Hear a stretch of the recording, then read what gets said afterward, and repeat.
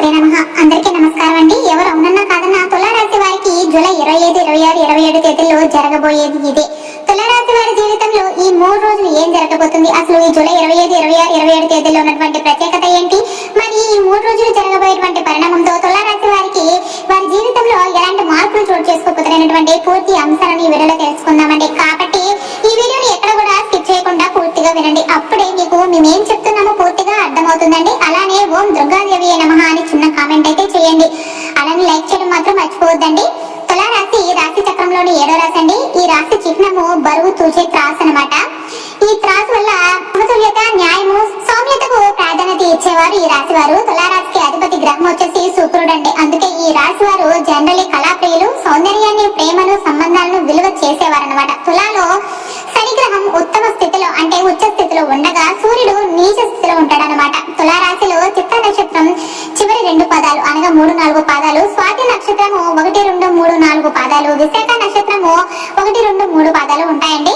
మొత్తం 9 పాదాలు ఈ రాశిలోనికి వస్తాయన్నమాట. తులారాశి వ్యక్తులు చక్కని తీర్పు శక్తి కలిగిన వారు, సమతుల్యతతో వ్యవహరించేవారు, ఇతరుల భావాలను గౌరవించే స్వభావం కలవారండి. వారిలో కొంత తీర్మానాల్లో ఆలస్యం ఉండవచ్చేమో, కానీ వారు శాంతియుతంగా, సమర్థవంతంగా విషయాలను ఎదుర్కొంటారండి. తులారాశి వారికి శుక్రదశ సాధారణంగా అనుకూలంగా ఉంటాయండి. సంబంధాలు, సౌందర్యం, న్యాయం అనే అంశాల పట్ల వీరికి ప్రత్యేక ఆకర్షణ ఉంటుంది.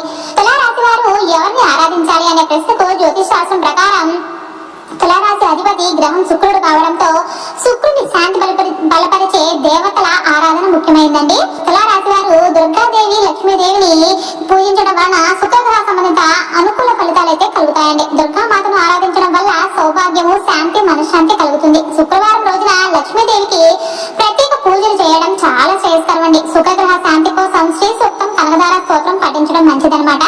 వ్రతాలు అంటే పూజలు చేయాలి అనుకుంటే శుక్రవారం లక్ష్మీ వ్రతం చేయడం, గో పూజన అంటే గోవును ఆరాధించడం అనమాట. ముఖ్యంగా శుక్రుడు ప్రేమ, కళ, సౌందర్యం, సంబంధాలకు అధిపతి కాబట్టి ఈ రంగాల్లో సమస్యలు ఉన్నప్పుడు లక్ష్మీదేవి, శివుడు లేదా దుర్గాదేవిని ఆరాధించాలండి. తులారాశి వారు శాంతియుత వాతావరణం కోరుకునేవారు కావడం వల్ల ధ్యానం, జపం, పూజ ద్వారా మెరుగైన ఫలితాలు పొందవచ్చు అనమాట. తులారాశి వారికి మీరు జీవితాన్ని ఒక సమతుల్యమైన వేదికలాగా చూస్తారండి. మీ రాశి సంకేతమే తూలం, దాని అర్థమే న్యాయం, సమతుల్యత, సమర్థత. కానీ నిజానికి ఈ తూలం ప్రతి ఒక్కరికి కనిపించే బరువులు మాత్రమే కాకుండా కనిపించని భావాల, బాధల తూగింపును కూడా సూచిస్తుందండి. బయటకు మీరు ఎంత నమ్మకంగా, శాంతిగా కనిపించినా లోపల మీరు ఎన్నో ప్రశ్నలకు, సంఘర్షణలకు నిండి ఉంటారండి. మీ ఆశయాలు, మీ విలువలు ఎప్పటికీ లోకానికి కనిపించవు, కానీ మీరు మాత్రం వాటి కోసం రోజు పోరాడుతూ ఉంటారు. మీరు ఒక న్యాయమూర్తి లాంటి బుద్ధి ఉంటుంది. ఎవరి బాధలు చూసినా వెంటనే మానసికంగా ఆ వ్యక్తి స్థానంలోకి వెళ్ళిపోతారు. వాళ్ళ బాధను మీరు మీ బాధలాగా అనుభవిస్తారు. అందుకే మిమ్మల్ని పలువురు సున్నిత మనస్కుడు, బలమైన మౌనవాది అంటారనమాట. కానీ మీ మౌనం వెనుక తట్టుకున్నంత బాధలు ఎంత ఉన్నాయో ఎవరికీ అర్థం కాదు. ఎందుకంటే మీరు ఎవరికీ బాధ చూపించరు కాబట్టి. మీరు ఎన్నో సార్లు ఇతరుల అభిప్రాయాల కోసం తలవంచారు. ఎవరైనా మీరు చేసిన పనిని తప్పుగా అర్థం చేసుకున్నా మీరు కోపంతో స్పందించకుండా ఇంకా నేను అర్థవంతంగా ఎలా చెప్పగలను అని కోణంలో ఆలోచించుకుంటూ ఉంటారు. ఇది మీ పెద్దదనం.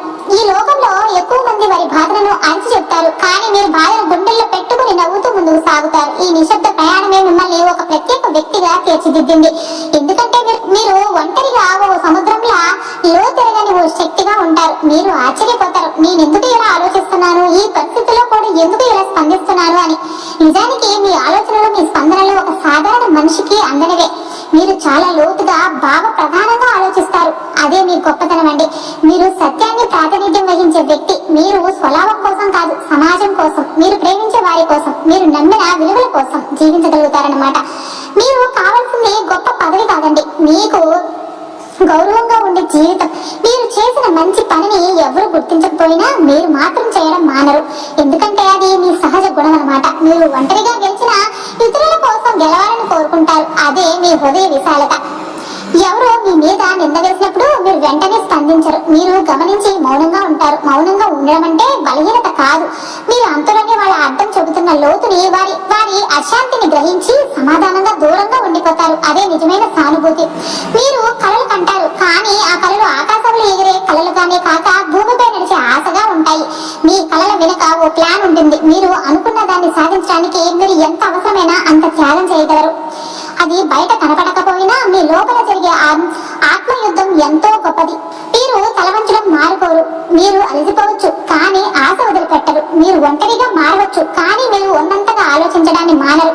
మీరు ఓదార్పు లేని రోజుల్లో కూడా మిగతా వాళ్లకు ఓదార్పుగా నిలుస్తారు. అదే మీ నిజమైన శక్తి అండి. ప్రస్తుతం గ్రహాల గమనం మీకోసం మారుతుంది. శుక్రుడు బలంగా ఉండడం వల్ల మీలోని కళ, శాంతి, ప్రేమ, న్యాయం, ప్రతిష్ట పొందుతున్నాయండి. బుధుడు, గురుడు మేళవంపు వల్ల మీరు తీసుకునే నిర్ణయాలు మానసికంగా చాలా గాఢంగా ఉంటాయండి. ఈ సమయంలో మీరు ఎవరు అనే ప్రశ్నకు మీరు కొత్తగా మిమ్మల్ని మీరు నిర్వచించబోతున్నారన్నమాట. మీరు గతంలో ఎంత నష్టాన్ని చూసినా ఇప్పుడు మీరు అదే స్థితి నుంచి వెలుగులోనికి వస్తారండి. మీ నమ్మకం, మీ మౌనం, మీ కార్యదీక్ష ఇవే మీ విజయానికి మార్గం. ఇప్పుడు మీరు చేసే ప్రతి పని మీ భవిష్యత్తుకు బలమైన భూతాన్ని వేసే ఇటుకల్లాగా ఉంటాయన్నమాట. దయచేసి ఈ కాలాన్ని గౌరవించండి. ఇది మీ జీవితంలో ఒక మలుపు. ఇందులో మీరు చూపే ప్రతి ధైర్యం మీ కొత్త జీవన పదంలోనికి నడిపిస్తుందన్నమాట. ఇది మీరు మీలోని మహాతోలను బాహ్య ప్రపంచానికి చూపించాల్సిన సమయం అండి. చివరిగా మీరు ఎంతో మౌనంగా ఉన్న లోపల తుఫాన్లా మీరు ఎంత దాగి జీవించాలనుకున్నా దేవుడు మిమ్మల్ని వెలుగులోకి తీసుకువస్తాడు. ఎందుకంటే ఈ లోకానికి మీరు అవసరం. మీ తత్వం, మీ ధైర్యం, మీ న్యాయం ఇవన్నీ ఓ ఉదాహరణగా నిలుస్తాయండి. మీరు నిదానంగా లేచి నవ్వగల వ్యక్తి అదే తులారాశి వారి యొక్క మహత్యం అన్నమాట. తులారాశి వారి గాథ మీలో ఉన్న సమతుల్యతే ఈ లోకానికి కావలసిన ధర్మసూత్రం. మీరు ఓ తూల వంటి వారు. న్యాయం, సమం, శాంతి అన్ని ఒకే స్థాయిలో కలవగల శక్తి మీలో ఉందండి. తులారాశి అధిపతి శుక్రుడు. అందులో మీలో కళా, సౌందర్యం, ప్రేమ అనే శక్తులు సహజంగా ఉంటాయండి. ఈ రాశి ఆరోది మరియు వాయుతత్వానికి చెందినది. వాయుతత్వం వల్ల మీరు ఆలోచనలు పంచుకునే స్వభావం కూడా కలవారు. కమ్యూనికేషన్, డిప్లొమసీ, బ్యాలెన్స్ అన్ని మీ జీవన విధానమే. మీరు ఎప్పుడు అందరినీ కలిపే ప్రయత్నం చేస్తారు. మీరు సమాధాన మార్గాన్ని ఎంచుకుంటారు కానీ దీర్ఘకాలంగా ఎవరో చేసిన అన్యాయాన్ని మాత్రం మీ మనసులో మర్చిపోరు.